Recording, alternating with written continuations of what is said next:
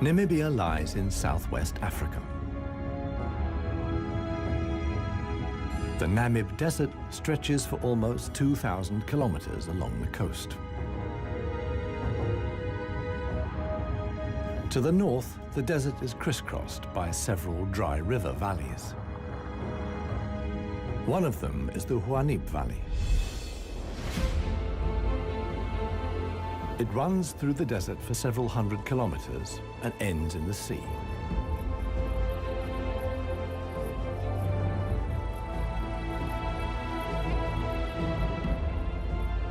Water flows here once, at most twice a year.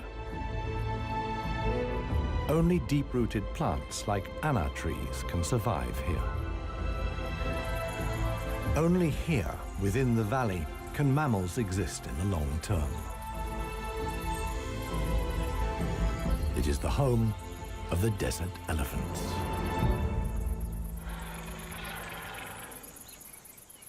In contrast to their other African relatives, desert elephants live in particularly small family groups. They are so rare and their way of life is so special that they're under the constant supervision of scientists who've also given the elephants names.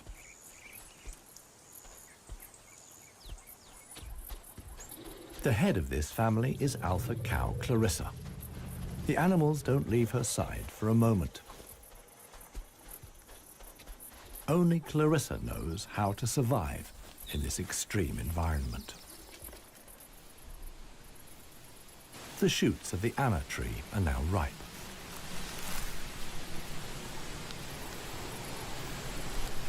The pods contain protein-rich seeds.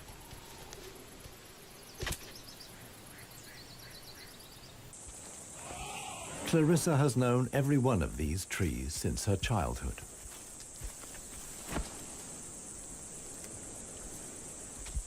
Even the youngest, Maya, tries the shoots. Here, however, experienced trunk-tip control is required.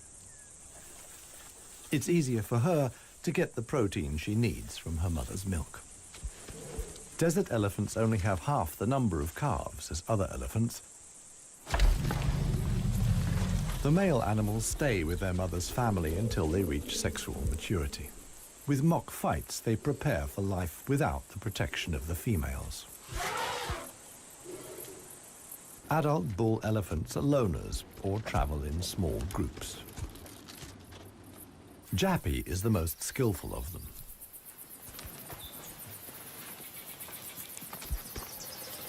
His younger brother watches enviously as Jappy brings down apparently unreachable branches from the tree.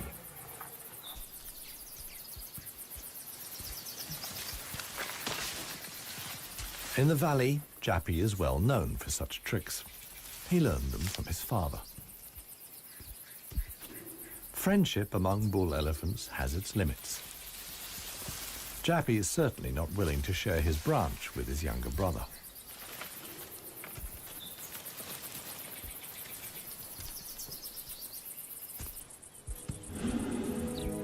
Their father, One Tusk, is now nearly 60 years old. His trademark is the missing right tusk, lost long ago in a hierarchical battle.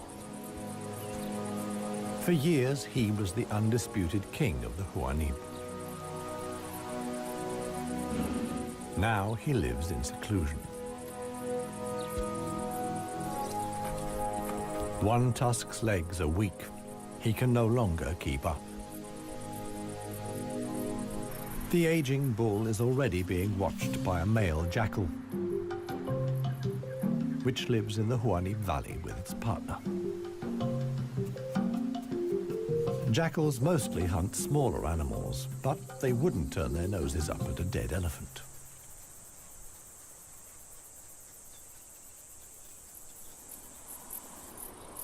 In a side valley, Clarissa has discovered a further source of food. There's a wide selection of bushes, grasses, and herbs.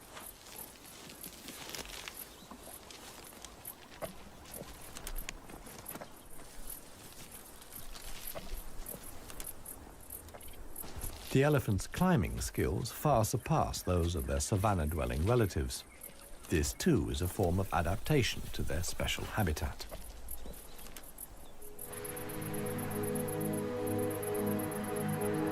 Old One Tusk has at last reached one of the anna trees in the Huanib Valley. But Clarissa and co. haven't left very much for him to eat. He desperately searches for something edible in the remnants. In vain.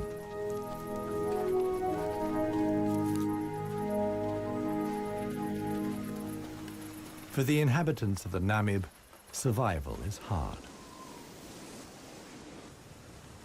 They're used to going for long periods without water. Many get liquid from their food or know secret sources of water. Regardless of size, every green leaf contains a minimum of liquid worth harvesting.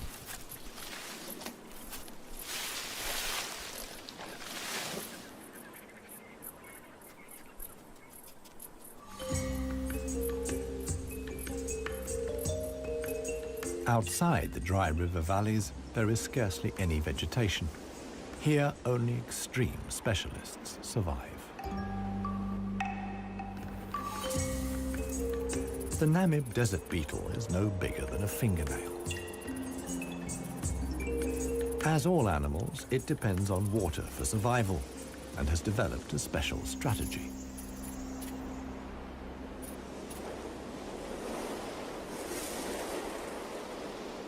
Even the tiniest traces of dampness in the air condense on its carapace.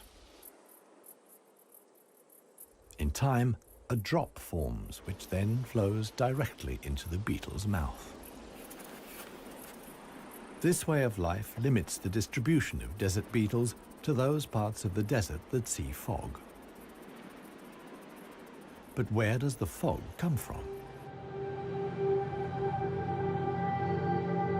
The Namib is one of the few deserts in the world that stretch to the sea. The cold Benguela current from the Antarctic cools the seawater to a temperature of 12 degrees Celsius. When the water reaches land, it evaporates in the warm desert air. Around 200 days a year, the desert is wreathed in mist, which sometimes extends hundreds of kilometers inland into the dry river valleys.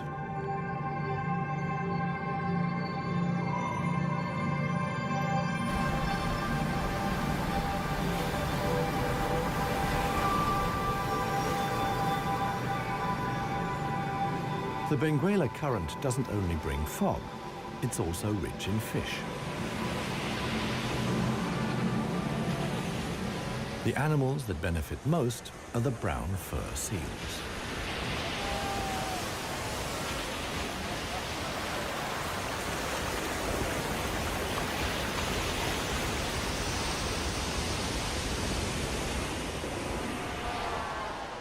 Their colonies are often home to 100,000 animals.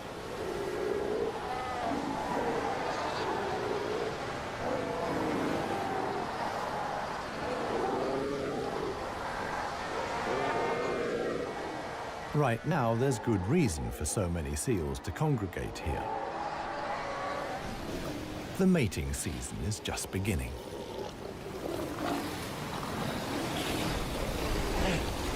Everywhere, bulls are fighting for the right to mate.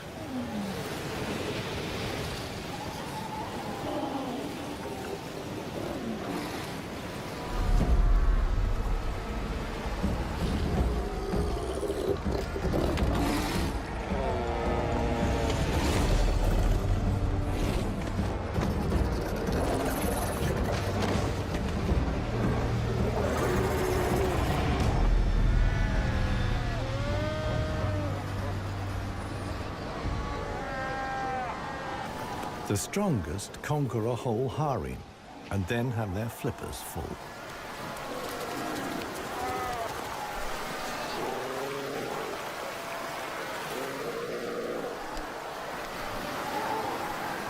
After mating, the males disappear into the sea, They're not involved in bringing up the young. The fog sometimes penetrates as far as the Huanib Valley.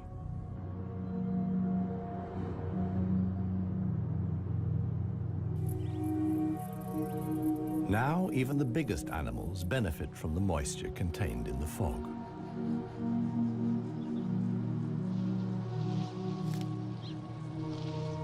Jappy and his brother can take on a lot of liquid from the drops of dew on the plants they eat. This allows the elephants to go without water for up to 4 days at a time.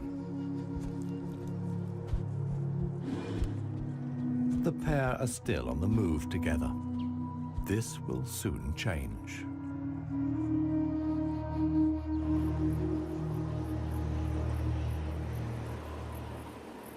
As the fog lifts, the sun illuminates a very special event. Families of elephants from other dry river valleys are on their way to the Huanib Valley. They're following the calls of their relatives, which they pick up via the soles of their feet, as via a stethoscope. More and more elephants join Clarissa's family. Some of the animals haven't seen each other for years and exchange affectionate greetings. Jappy and his brother are also aware of the arrival of the females. When it comes to attracting a cow, in a flash, companions become rivals. Once upon a time, One Tusk was also aroused by all the excitement. Today, it no longer has any significance for him. He wouldn't be able to deal with confrontations with other bulls.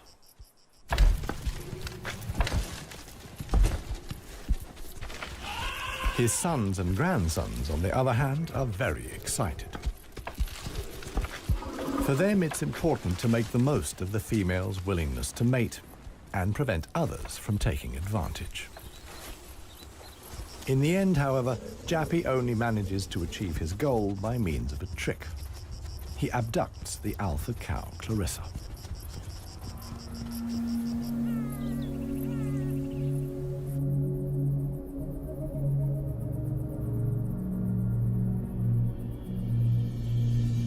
While many of the inhabitants of the valley spend the night hours asleep, this is the time of the real desert dwellers. The Namib sand gecko is only active at night. In the darkness, the little predator looks for crickets and spiders.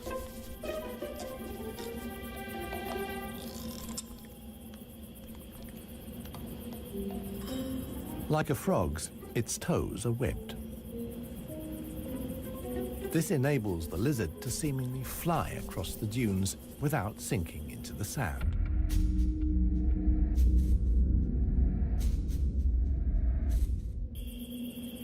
But it also needs to be on the lookout.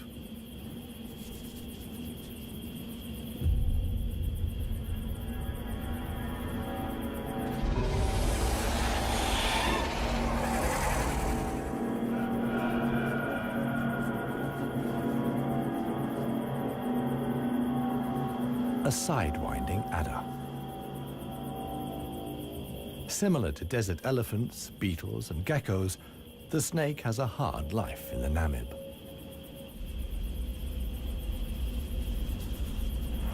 It has to hunt successfully to survive.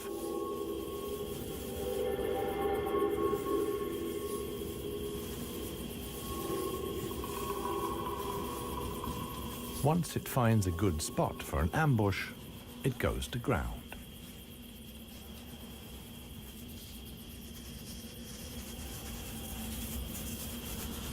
The snake is a predator that lies in wait for its prey, relying completely on its camouflage.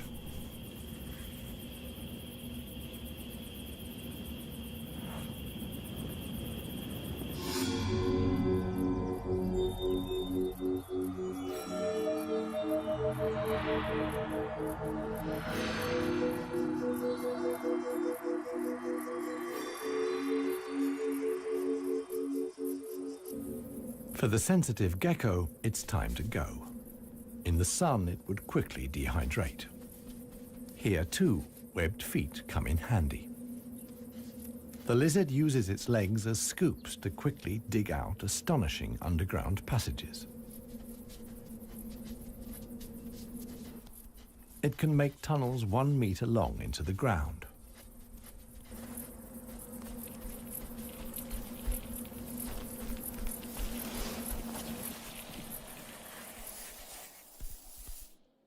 Here, it's safe. Up at ground level, another gecko isn't in quite such a hurry. With good reason. The fog is coming.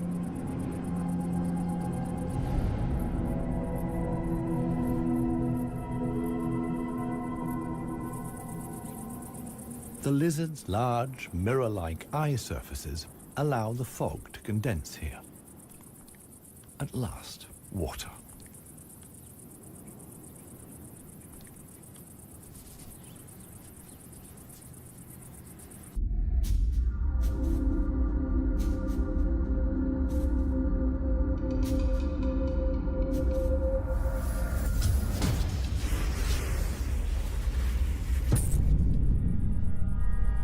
The waiting paid off. This morning, the sidewinding adder can have breakfast and get some liquid into the bargain.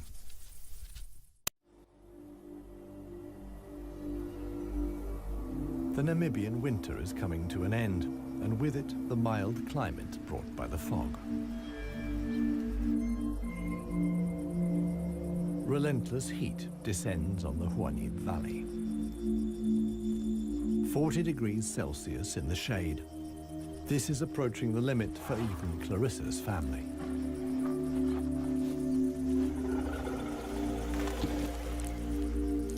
Elephants don't sweat, and so protect themselves against overheating by fanning their ears. But it seems too hot, even for that. The heat is hard to bear for all the animals, but for the youngest, the sun can be lethal. Maya is really suffering.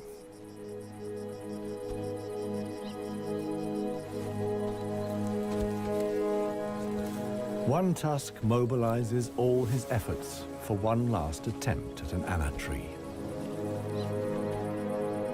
But he no longer has the strength.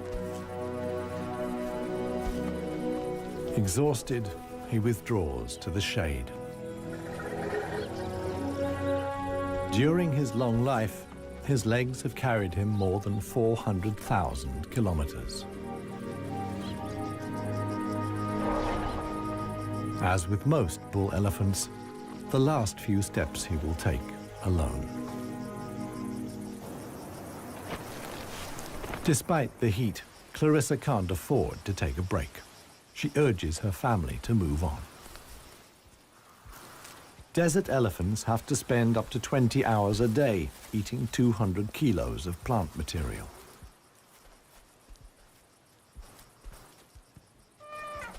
As tiring as that may be, Clarissa's family have no choice.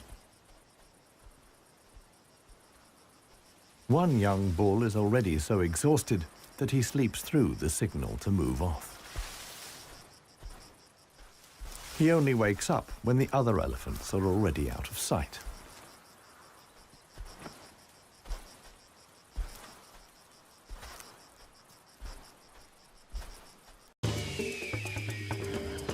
This show was created for you and your family to watch together. Welcome to Nat Geo Wild.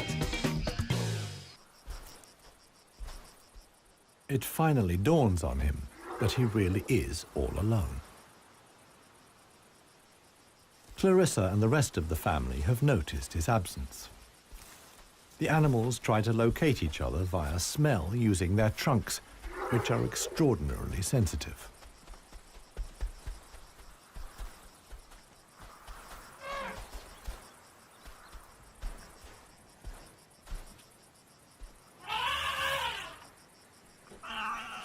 In the end, it's Maya who gives the decisive call. Now the straggler knows which way to go.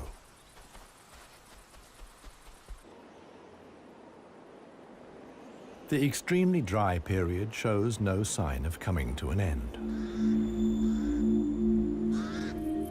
1 week later, the heat and the elephants have combined to decimate the plant life in the Huanim Valley. Vultures take up positions on the trees on the edge of the valley. Their time will come when the other animals can find nothing more to eat.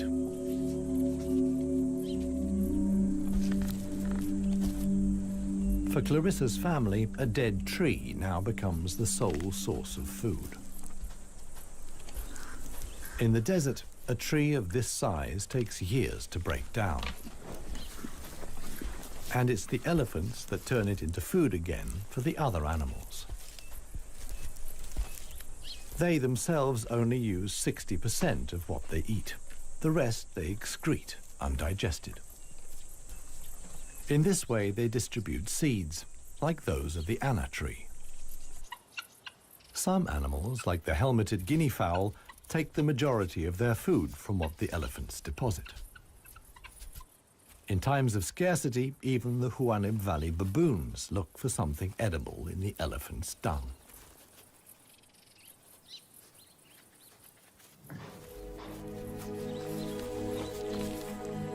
Old One Tusk has one more go at the wood.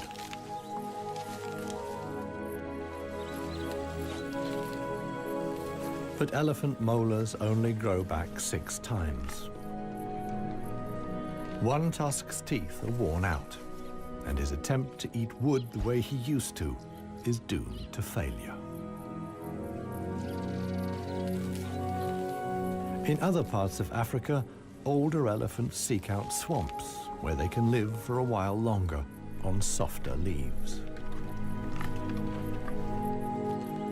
Here, there is no such possibility.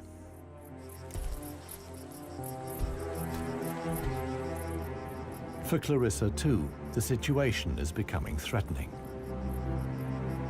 She and her family must leave the valley and seek food and water elsewhere. Other families join the trek. Only Clarissa's knowledge of hidden water sources can save them now.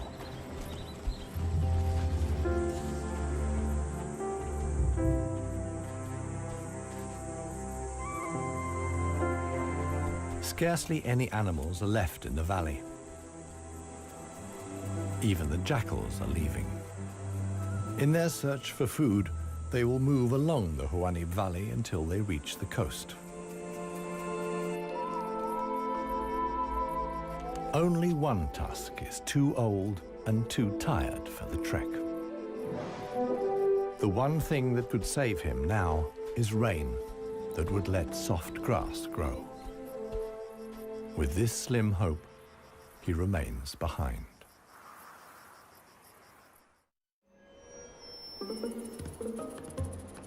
The Namib desert beetle is also looking for something to eat.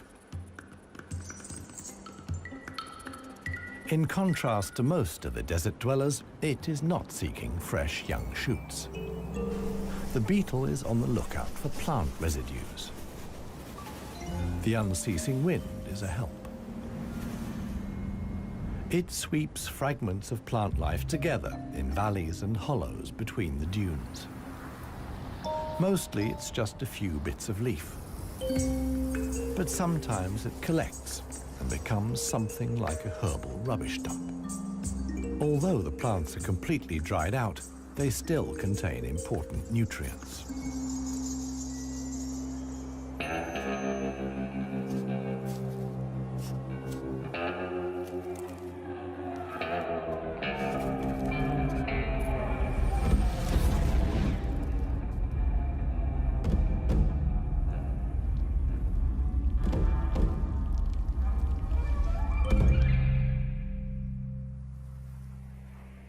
The Namakwa chameleon is one of the most dangerous hunters in the Namib Desert. For desert beetles, at any rate. But the beetles don't usually make it quite so easy.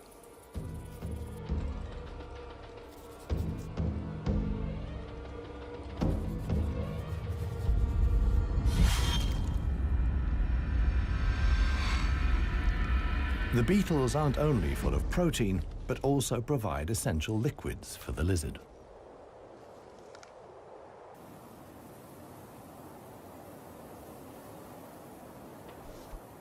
Namaqua chameleons are the biggest reptiles the Namib can support. In contrast to the mammals, they can't undertake long migrations to look for food and water. Similar to the Huanib, a river once flowed here. Along its banks, animals like chameleons penetrated deep into the desert. Hundreds of years ago, the dunes slowly invaded the riverbed and cut off the water supply. This process was so slow, however, that the animals had time to adapt to the new conditions.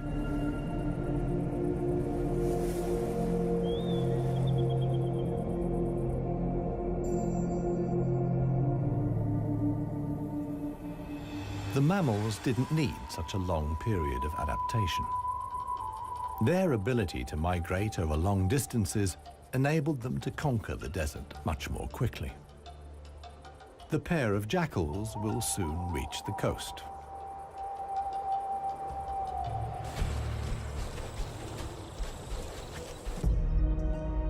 Clarissa, meanwhile, is still searching for water.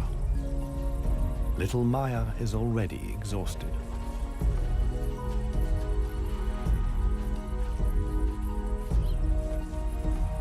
The group has to keep stopping.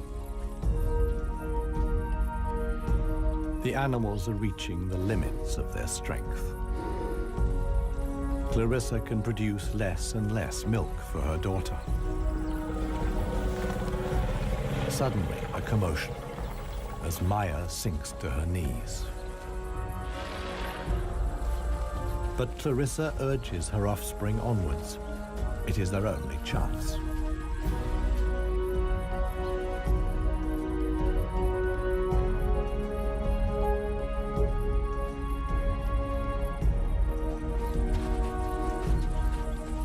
As dusk falls, they finally arrive.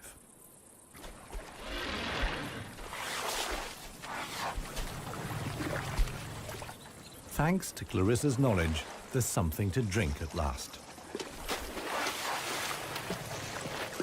Adult elephants can get by on 100 liters of water a day.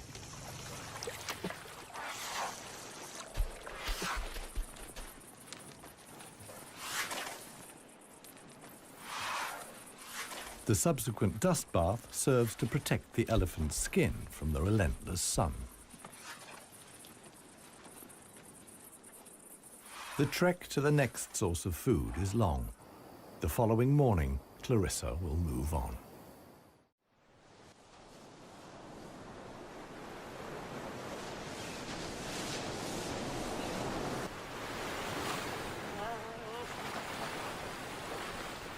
The jackals have finally reached the sea and move southwards along the coast.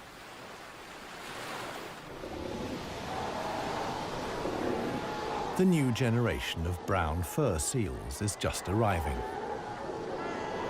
Many of the mother animals are heavily pregnant. This young mother hasn't long to go.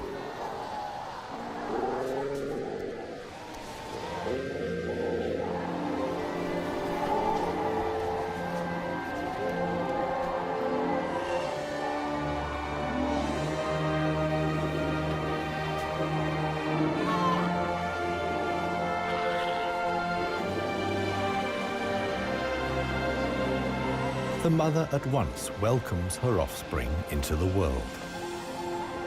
Each voice and scent is as unique as a fingerprint. The ritual creates an unbreakable bond between mother and pup.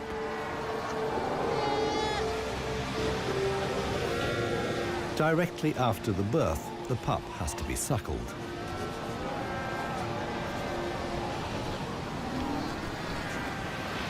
The newborn is a little clumsy.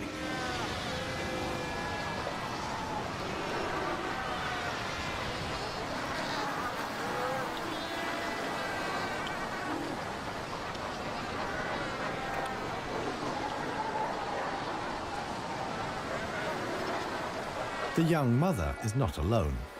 Tens of thousands of other females have also given birth. Space is at a premium in the colony, a risky situation for the babies.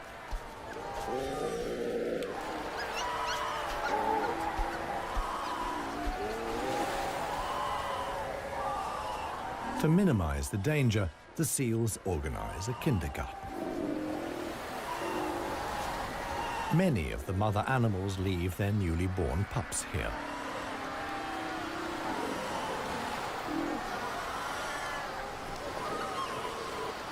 The nursery not only offers the young pups protection, but also makes it easier to find them later.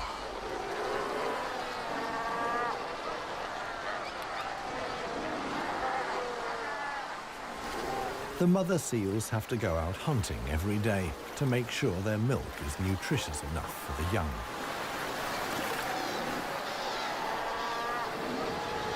But when choosing the location of the kindergarten, they forgot about the tide.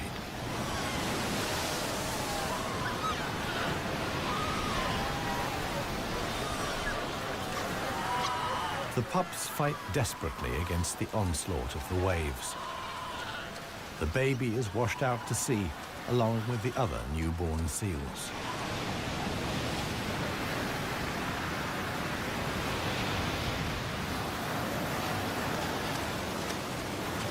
Seal pups can swim, but they don't have the protective layer of fat of adult animals. The pup fights for survival. Another is slowly but surely losing the battle. Within a few minutes, the pups are so exhausted that they can no longer keep their heads above water and drown.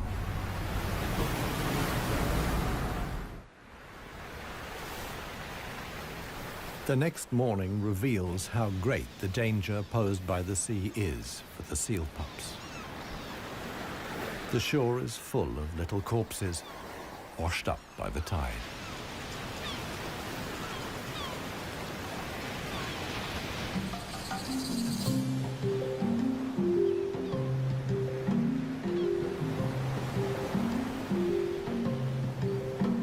The jackals from the Huanib. The pair have traveled hundreds of kilometers from the arid valley.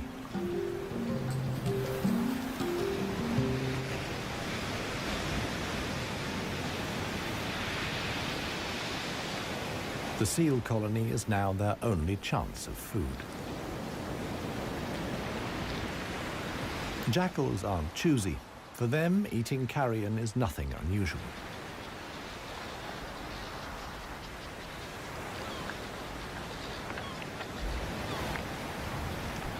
They'll be spending the coming weeks at the seal colony. Only when the pups are old enough to swim enduringly, and thus the supply of food runs out, will the jackals return to the Huanib Valley.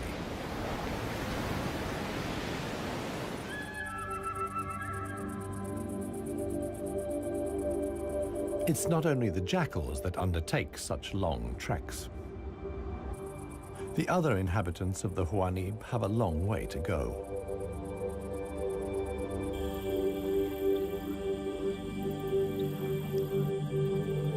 An oasis hidden deep in the desert. Oasis.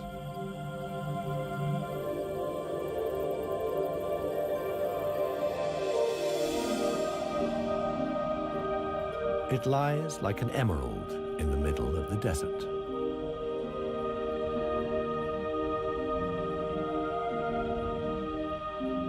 A thin band of loose vegetation lines the watering hole.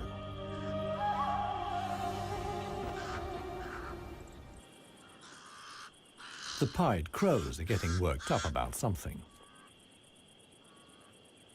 Visitors. Big visitors. the legendary desert lions. Desert lions are so unbelievably rare that scientists have fitted them with transmitter collars so that the big cats can be monitored and protected. Two females have taken up positions in the undergrowth with their young. The experienced predators know that it's just a matter of watching and waiting. And indeed, many animals are making their way here. The oryx's numbers have thinned noticeably. Some are lagging far behind the main column.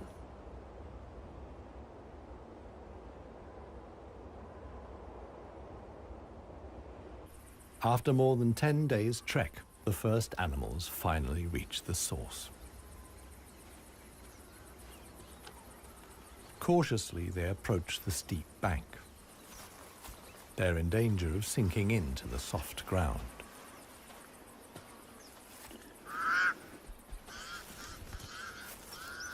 The pied crows sound the alarm again. The lioness's patience has been rewarded. They've caught one of the stragglers. One lioness keeps the oryx in check on the ground. The hunting lioness is completely exhausted. Fighting the antelope has taken the last of her strength.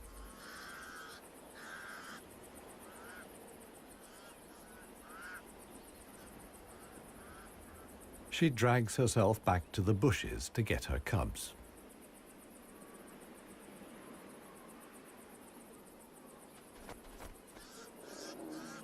The other lioness keeps the pesky crows at bay.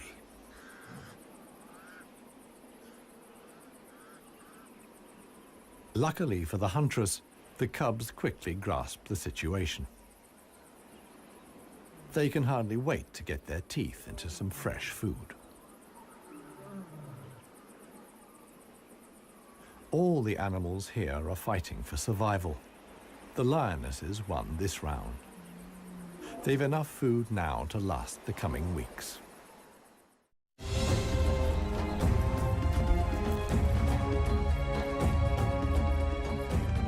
Clarissa and her family have finally reached the neighboring Dry River Valley.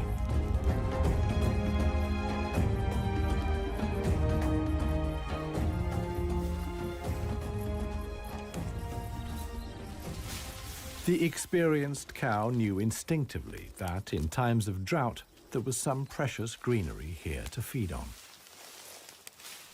The exhausted animals can at last fill their stomachs again.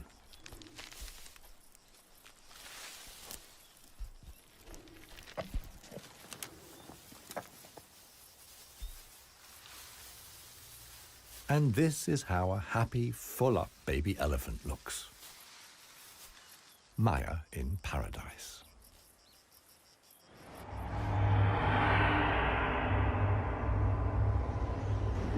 A strong wind blows in from the coast, and sandstorms form in the hinterland.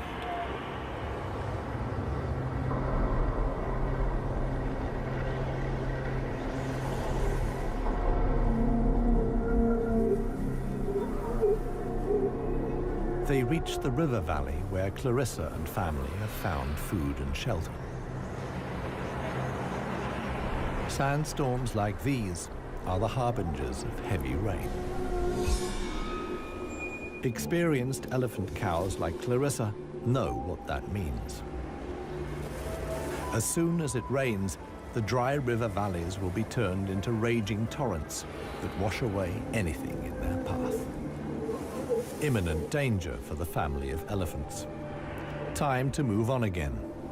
Now the safest place to be is outside the valleys.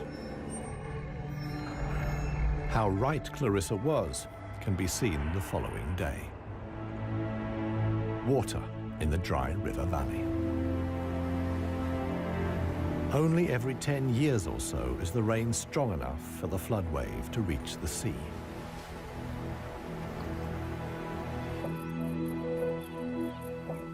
Just a few days later, the first green shoots begin the transformation of the dry river valleys.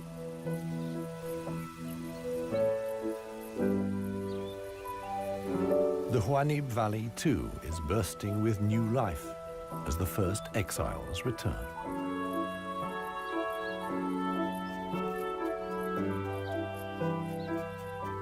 For one animal, however, the rain came too late. Old One Tusk succumbed to hunger before the first drops fell. The jackals find his body on the edge of the valley.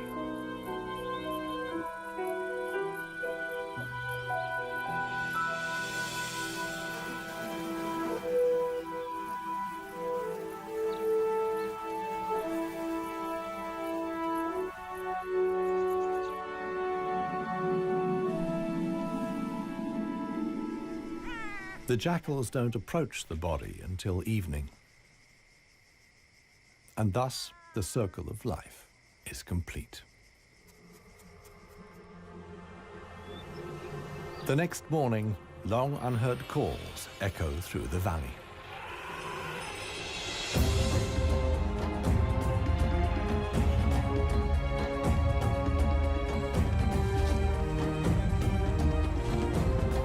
Clarissa is back. Her family survived the floods unscathed. Maya, too, is thriving. At last, the newly greened Huanib Valley comes into view.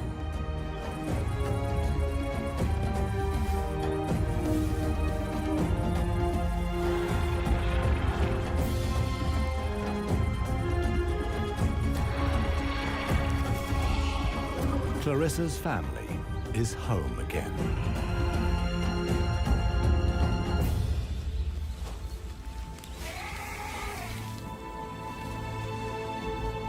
Jappy will pass on the genes of his father, One Tusk, and with them, his strength and intelligence. Clarissa is pregnant with his baby. The alpha cow will induct each new generation into the secrets of the desert elephants. This is essential for their survival. The Huanib River Valley is probably the last real wilderness in Namibia, one in which only the cleverest, most intelligent of the animal world can survive. A life of extremes in the home of the desert elephants.